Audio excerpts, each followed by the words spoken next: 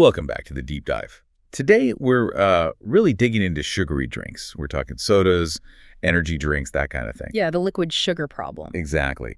And our goal here is pretty straightforward. Yeah. Quickly pull together what the research says about, well, two big things. Yeah. First, the body stuff, the actual addiction cycle. The physiology. Right. And second, the sort of mind games, the marketing strategies Big Food uses. We want to give you that shortcut to really getting why this stuff is so hard to quit. And it's a huge issue, right? People often just think calories, but it's more complicated than that. Definitely. We're going beyond just sugar's bad to look at why liquid sugar is, well, uniquely problematic, especially when they throw caffeine in the mix. Right, combo. Yeah, and we'll also look at lessons learned, from other public health fights, how we can actually use those strategies now. Okay, so before we get into the nuts and bolts, the mechanism. Yeah. Let's just frame how big this is. Sugary drinks, and maybe energy drinks in particular, Oh, definitely energy drinks. they're a massive part of the picture. And here's something wild from the sources. Almost 95% of energy drink users are male. 95%. Wow. Yeah. That just screams targeted marketing, doesn't it? Yeah. Aimed often at younger guys.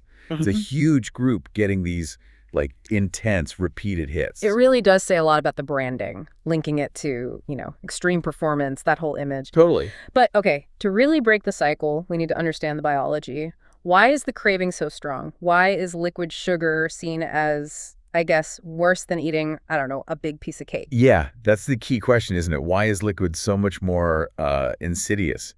Let's start with the body's reaction to this hedonic cycle thing. Right, the hedonic cycle. It sounds fancy, but it's basically that pleasure-pain loop. Okay. So you drink the sugary drink, maybe it's got caffeine too, which is common, and boom, instant dopamine rush. That's the reward, that feels good moment. Your brain goes, yes, reward, very quickly. Super quickly. But the intensity, it means that the crash that follows is also intense. That's the hedonic withdrawal. Ah, okay. And that's the really awful part. Your brain chemistry tanks and it scrambles to get back to normal. So wait, the drive to drink more isn't really about chasing that first high.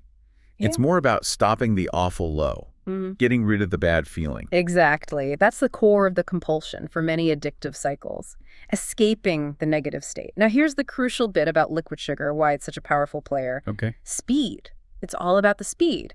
When you eat solid food, you chew, your stomach digests. It slows down sugar absorption. There's a buffer, kind of. Precisely, a buffer. Liquid sugar, it just blows right past that, hits the bloodstream almost immediately. Right. And that speed, it ramps up the addictive potential massively.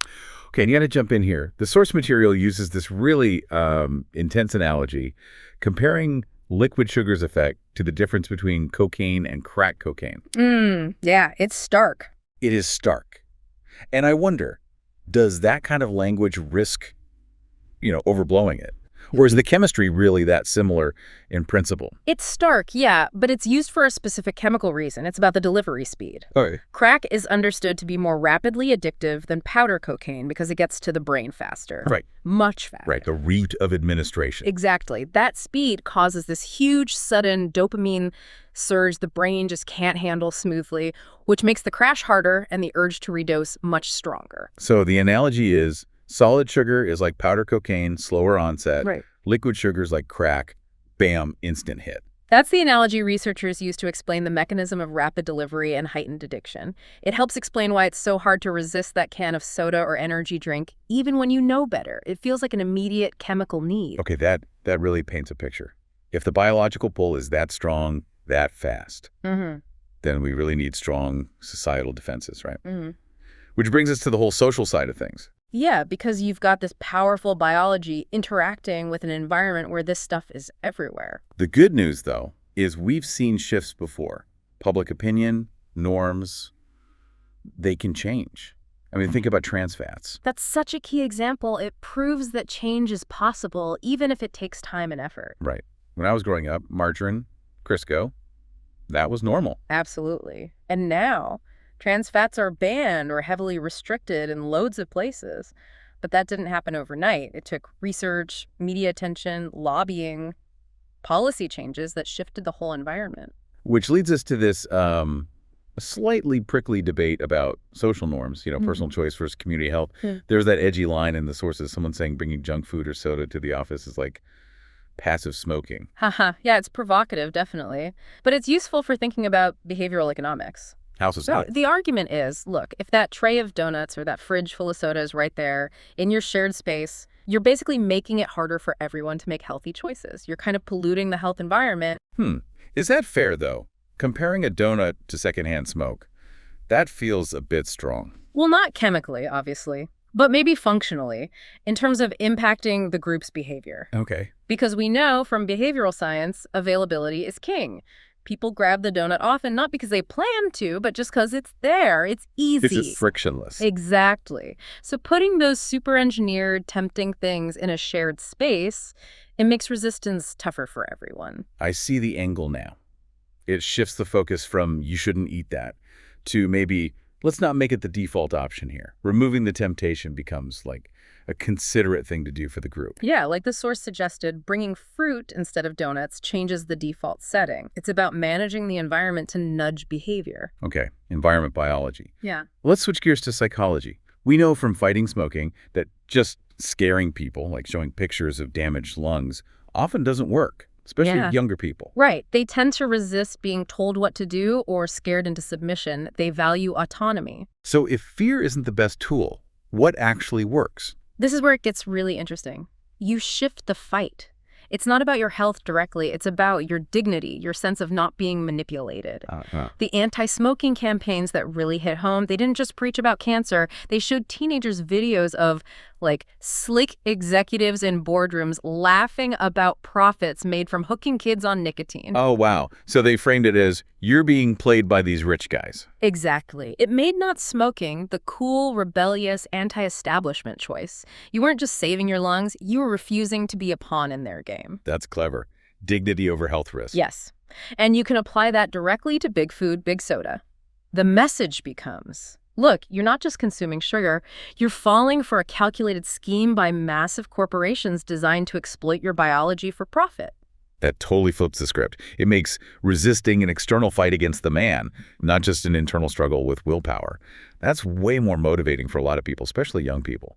Oh yeah, watch me not buy your product reaction. Right.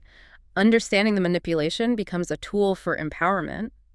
Refusal is self-care and sticking it to the system. Speaking of manipulation, the sources talked about another technique, something called dissonance, used in studies to kind of dial down the appeal of certain foods. Yeah, the dissonance model. People like Eric Stice at Stanford have done a lot of work on this. It's super effective because it basically just pulls back the curtain. How does it work? In the studies, they'd show people exactly how the food industry designs these products, like literally engineers them for maximum addiction potential. You mean the specific sugar-fat-salt ratios? Exactly. How they find the cheapest ingredients to give the biggest dopamine hit, the most bang for your buck, in terms of triggering that reward circuit, making you want more. So just knowing you're being targeted like that is enough to reduce the craving? For many people, yes. Realizing the deliberate manipulation creates this dissonance, this discomfort. It actually helped reduce eating disorder symptoms in some studies, and even just lower the general reward drive. It's like once you see how the trick is done, the magic is gone. The power of pulling the blinders off. Okay, so rebellion against the system is one angle. What about personal internal tools? What can I do in the moment? You mentioned mindful counter strategies. Right. So mindfulness here is about interrupting that automatic pleasure reward cycle we expect. The research highlighted two really cool techniques. First one is called mindful disappointment. Mindful disappointment. That sounds intriguing. Tell me more. Okay, so picture this. You take that super junky processed snack food you sometimes crave, maybe a Twinkie or something similar, and instead of just wolfing it down, you eat it really, really slowly. Mindfully, paying super close attention to the texture, the chemical taste, the weird film it leaves in your mouth. Okay, I'm picturing it. Probably not pleasant. Exactly. The finding was most people don't even finish it. When they actually pay attention, they realize it's, well, a very disappointing experience, as the researchers put it. Huh? That's brilliant. You're basically forcing your brain to confront the reality, not the advertised fantasy. It breaks the reward prediction error. You got it. The reward prediction error is key. Advertising, past habits. They build up this expectation in your brain, like this is going to be a 10 out of 10 treat. Yeah. But the mindful reality of the cheap engineered food might only be like a 3 out of 10. Mindful disappointment just slams the brakes on that false expectation. It highlights the mismatch. That makes so much sense. But I mean, is that practical? Are people really going to sit around slowly eating junk food just to prove to themselves they don't like it? It seems more like a lab exercise. That's a fair point. It's maybe not about doing it every day. It's more about understanding the mechanism. Doing it once or twice can be enough to break the spell. Like seeing behind the curtain. Exactly. Once you've truly tasted how underwhelming that engineered product is, you can't really untaste it. The illusion shatters. Okay. I see the value as a tool for disillusionment. What was the second technique? The second one flips it. It's mindful savoring. Okay, that sounds nicer. It is. Instead of focusing on the disappointment of junk, you focus on genuine satisfaction from something small but high quality. Like taking one square of really good chocolate, dark, or milk, doesn't matter, and savoring it slowly, enjoying the complexity, the melt, without guilt, without rushing. Training yourself to be satisfied with less but better quality. Precisely. It teaches your brain you can get that reward feeling from a small amount of something genuinely good. You don't need the massive fast hit from the engineered stuff, and you don't need to binge to feel satisfied. It counters the more is better fast hit loop of liquid sugar. Quality over quantity and slowing down the reward. Yeah. Okay, so wrapping this up. It seems like a two-pronged attack is needed.